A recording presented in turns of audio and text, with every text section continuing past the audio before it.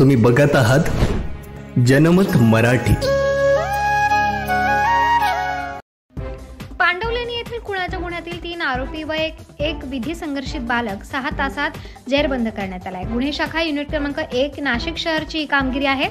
13 April रोजी रात्री 11:30 वाजेच्या सुमारास मयत रामा बोराडे या शौकत शेख, नफीस सय्यद, विजय माळेकर, प्रिन्स पालवे, रोहित पालवे, राहुल कुंभार व त्यांचे इतर साथीदार यांनी नेत्रदीप यांचे 2 कबूतर विजय माळेकर याने काढून ते शौकत याचे कबुतराचे पेटीवर ठेवले। या कारणावरून धारदार शस्त्राने वार करून ज्ञानपीठ सोसायटी समोर पांडवलेनी जवळ येथे जीवे ठार मारले। त्यावरून फिर्यादी साहिल राजन सिंग यांनी दिलेल्या फिर्यादीवरून इंद्रनगर पोलीस ठाण्यात गुन्हा दाखल करण्यात आला होता।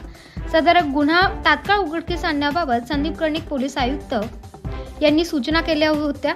त्यानुसार या गुन्ह्याचा तपास लावण्यात पोलिसांना यश मिळाले। या गुन्ह्यातील 3 आरोपी व एक विधी संघर्षित बालक जेरबंद करण्यात आलाय। जबाबदारी न्याय